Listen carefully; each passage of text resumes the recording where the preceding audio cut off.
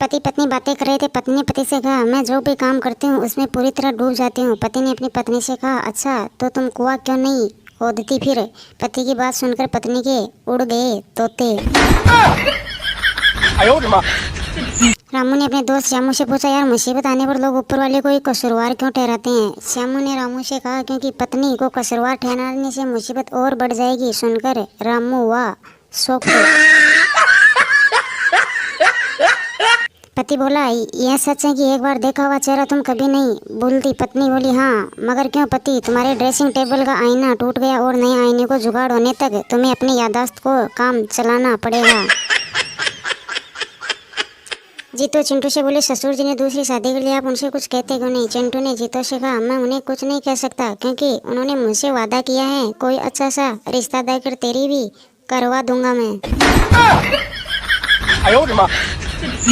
Police तुम्हारा card चोरी हो गया तो तुमने शिकायत दर्ज क्यों नहीं की? पति, क्योंकि चोर मेरी पत्नी से कम खर्च कर रहा था। पुलिस, अब क्यों शिकायत लेकर आए हो? पति, मुझे लगता है कि कार्ड अब चोर की बीवी के हाथ लग गया है। डॉक्टर बोला, जब तुम तनाव में होते हो क्या करते हो? मरीज बोला, जी मंदिर चला जाता हूँ। डॉक्टर, बहुत बढ़िया, ध्यान व्यान लगाते हो वहाँ? मरीज, जी नहीं, लोगों के जूते चप्पल मिक्स कर देता हूँ, फिर उन लोगों को देखता रहता हूँ मैं तो फिर। शादी के दूसरे दिन पत्नी अपने पति को मारने लगी। घरवाले ने पूछा, क्यों मार रही हो इस बेचारे को? पत्नी बोली, इसने मेरी चाय में ताबीज डाला है मुझे वश में करने के लिए। पति रोते हुए कहा, वह ताबीज नहीं टी बैग है, गंवार कहीं की। लड़की लड़के से बोली, परसों मेरी शादी है, अब क्यों आई हो मेरी जिंदगी में वापस? लड़का उस लड़के से बोला, टेंट लगाने का ऑर्डर हमको ही मिला है, काम धंधा भी छोड़ दे क्या? लड़के की बात सुनकर लड़की बेहोश होते होते बची।